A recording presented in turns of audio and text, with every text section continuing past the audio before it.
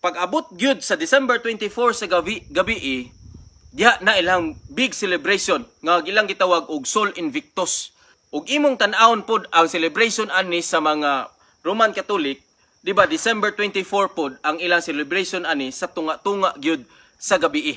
Mao na nga kung Biblia atong basihan ni Galag igsoon, kung tinuod pa nga natawo si Ginoong Hesus sa December 25, 24 pa lang sa sunset, ato na nang gi-celebrate. Pero ngano man nga gisuon pa man gyud ni nila sa December 24 sa tunga-tunga sa gabi.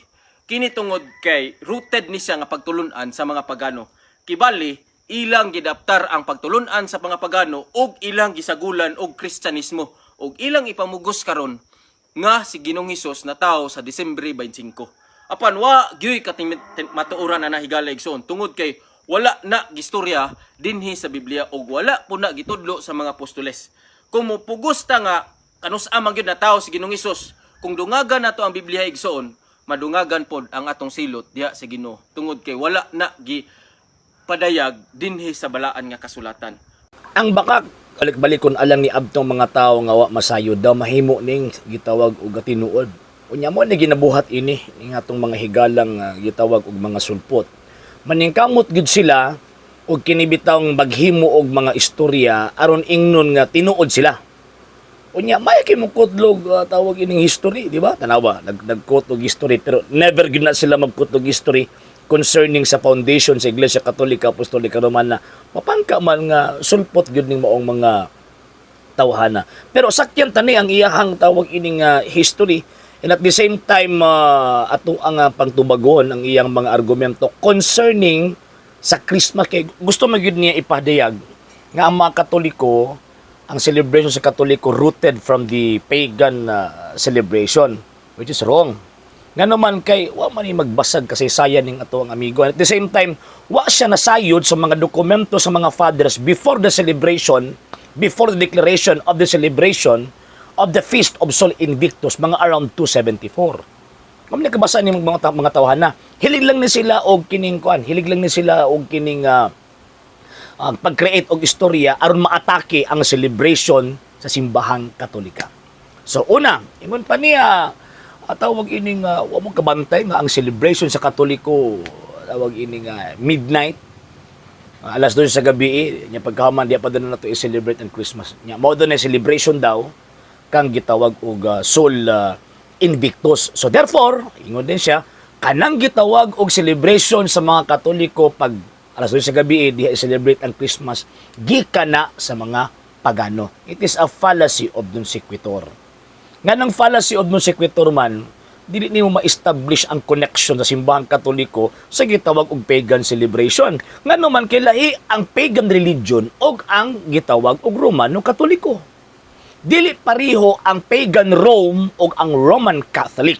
And at the same time, based sa history, kaya nagkutlo man mo history, based sa history, dili pariho ang institution sa Roman, pagan Rome o sa Roman Catholic. Kaya ang pagan Rome, headed by the emperor man. Ang Roman Catholic, headed by the Pope.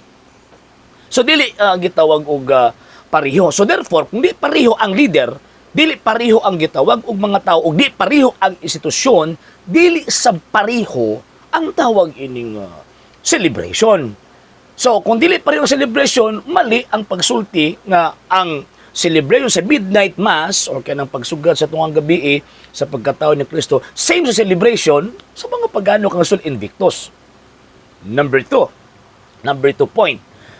Si Sol Invictus, ang celebration sa Sun God nga tawag ining feast, gideclare na ni Emperor Aurelian mga around 271 to 274 kung wala ko masayo. 271 to 274. Gideclare niya na kay kung ato ang tanaw ng kasaysayan, dili tungod kay mao na ang ilang naandan na celebration, kung dili iyang gi-establish to counter the Christian celebration. Kaya ang established pagan celebration anak kani up to before Aurelian kanang Feast of Saturnalia. Unya ang Feast of Saturnalia dili ma-connect sa December 25 nga naman kay ginasaulog ang Feast of Saturnalia December 17 to December 23. Mo ni pinangkalong celebration nila. So before 274 wala pa celebration kang Sol Invictus. Wala pa. Ang Saturnalia naa, pero di mo mahaom sa tawag ining December 25. Nga naman kay ang Saturnalia, Feast of Saturnalia, kanang pinakadako nga celebration sa mga pagano, pagan Rome, ginasaulod nila December 17 to December 23, dili December 25. So nahitabo lang nga na ay Feast of Sol Invictus after Emperor Aurelian. So 274 to 75, 271 to 275 in between of that year. Ang pag-celebrate sa mga Katoliko nga sugaton ang tawag ining pagsaulog sa Christmas alas 12 sa gabi na-establish sa panahon ni Pope Saint Telesphorus. Si Pope Saint Telesphorus na nahimo siyang papa mga around 126 to 137 AD.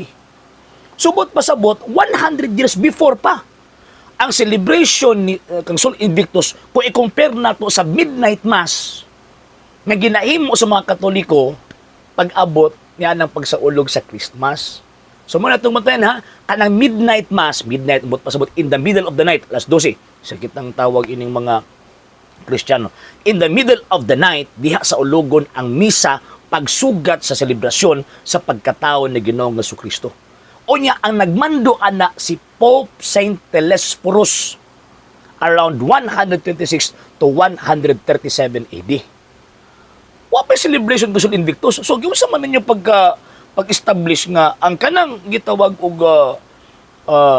midnight mass or midnight celebration concerning sa date sa birth sa atong Ginoong Jesucristo rooted by the pagan Rome. Mali. Og naid akong posibilidad nga si Emperor Aurelian nga nag-declare anang celebration kang Sol Invictus, i-counter niya ang celebration ng Kristiyanos. Nga naman kinaan na especially particularly sa Rome. Basa lagi.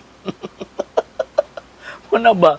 Lisod ka na bitaw magbasa bitaw nga nag-cherry picking lang ba? Kinikaangay ko ni ako haon ako ni. Pagtawag hindi ko kaangay, di na ko ni kuhaon kay madiskwidlo man ang iyang tawagin pagtuki ang sikta. Mo na lisod. Mo na lisod sa mga tao nga naanay bias ang pangunahon na daan unya magtuon concern sa Christian tradition o Christian teaching. And as far as apostolic tradition is concerned, kanang birth date sa tong Ginoong Jesucristo received na from the Holy Virgin. Kisa man di mas labaw na kaila. Kang Ginoong Jesucristo ano sa inya gihimugso. Di ba?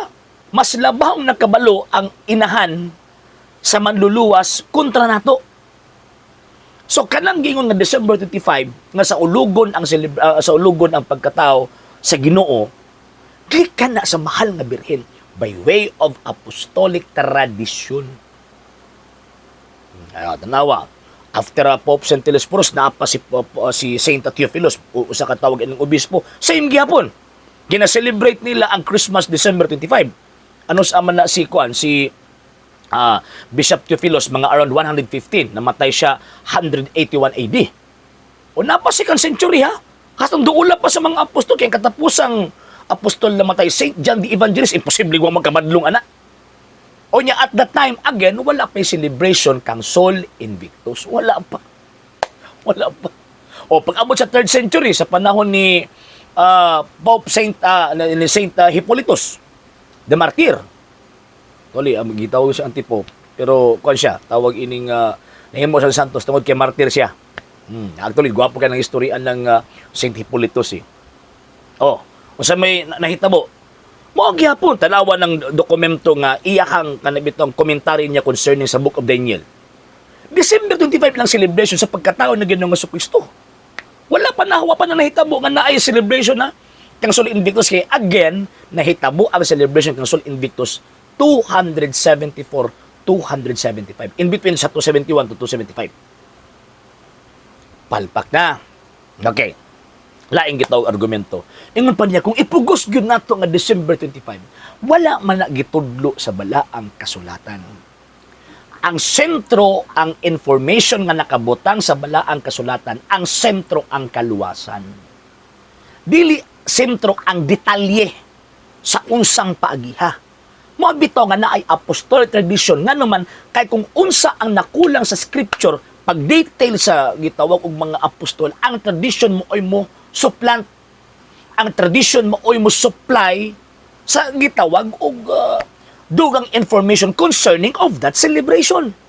Munang di mo kasabot kay kanang inyong pundok ming buto lang 1863. O niya ang gistoryahan ang kasaysayan sa 1st, 2nd, and 3rd century. Di mo kasabot, ana. Di mo kasabot, ana.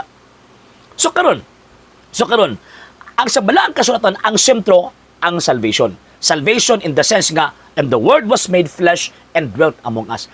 Ang detail, ana, gipasa-pasa na sa apostolic tradition. Mabito yung San Pablo, 2 Thessalonians chapter 2 verse 15, hupin ninyo ang mga tradisyon nga among gitudlo kaninyo pinaagi sa pamulong o pinaagi sa gitawag og sulat. Unya kanang pamulong wa naman ang sulat, kay di tanan ang sulat. Mo bitaw nga gipasa-pasa, mga gawi gipasa-pasa gikan sa mga apostol hangtod sa mga disipulos hangtod karong panahon na apil din na ang celebration sa pagkahimugso sa Ginoo December 25. Nga naman recorded na from the 1st, 2nd, and 3rd century. Particularly sa tawag ining Church of Rome. Nung basahon ang tawag ining balaang kasulatan. So, dili pwedeng magamit ang basis nga, di mo matuo kay wala. It is a fallacy of silence.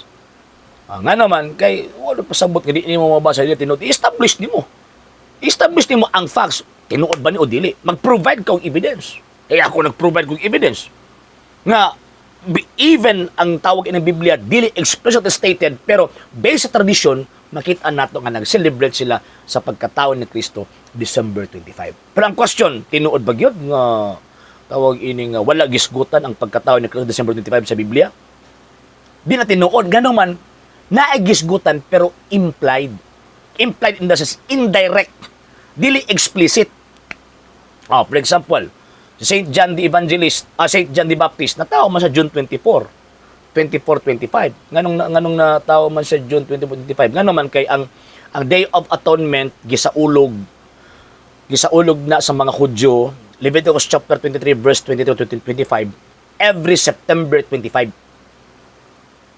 So, karon ang nahitabuan na ang Day of Atonement mao po na ang pagpahibalo ni Angel Gabriel kang tawag ining kang Zacarias nga magbuntis manamkon kang Saint John the Baptist ang iyang asawa nga si Santa Elizabeth.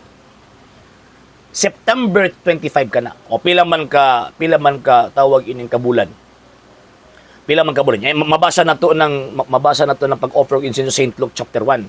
So, ato ang sabton kana nga celebration kanang pagsunod ni Zacarias dito sa Holy of Holies nahitabo na September 25.